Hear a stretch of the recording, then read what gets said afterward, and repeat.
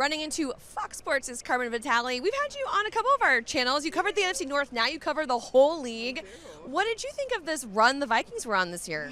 Honestly, I went into this season kind of, I guess, warning people that the Vikings weren't going to be a bad team. I do remember you saying yes, that. I'm like, this is a 7-8-9 win team. Now, did I anticipate 14 wins? No, of course not.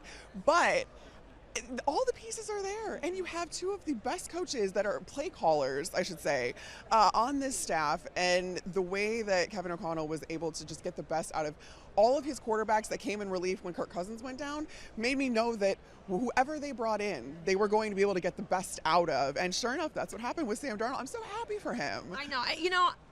We were really rooting for him for comeback player of the year. What impressed you the most about his comeback performance, I guess you could say? I mean, so much of the narrative around Sam Darnold was he's not good under pressure. He doesn't see the field when the guys are kind of bearing down on him. The pocket collapses a little too soon for him. All of that kind of stuff. He doesn't trust things. I saw him starting to trust things as the season went on. And of course there were lapses and certain games here and there where he did get sacked or he did perhaps see ghosts. But that wasn't the norm.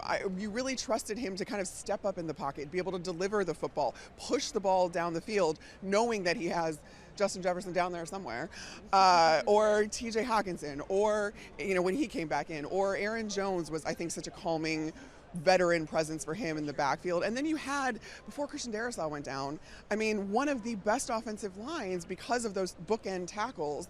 And then you make the move before the trade deadline to get Cam Robinson, and seamless. And the offensive line held up for Sam. So I really think that he really learned how to see the field even under pressure. And that was what was most impressive, because that's the hardest thing to do.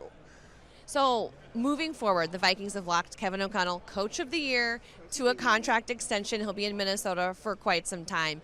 Why do you think it's been such a good fit?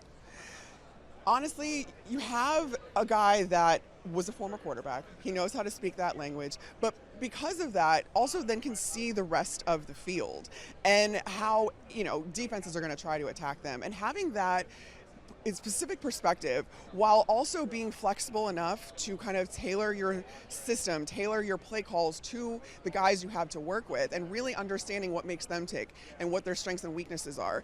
All of that is such a kind of unicorn combination of a coach, because usually if you're proven at one level and you know your stuff and you have your system, you're like, well, this works, so I'm going to just install that.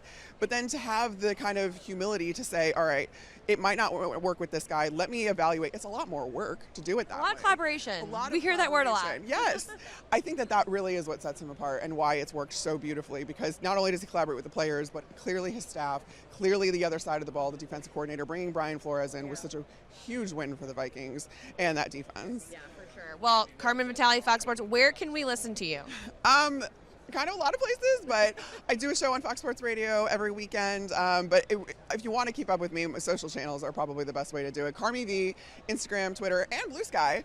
We love Blue Sky. Okay, that's new to me. I am very behind the times. Oh yeah, it's a nicer place than Twitter, so we like Blue Sky. I love that you still call it Twitter, because I'm not gonna lie, I get corrected right. all the time saying X, and I'm like, no, I think it's Twitter. I think it's still Twitter. Thank you so much for your time. Of course.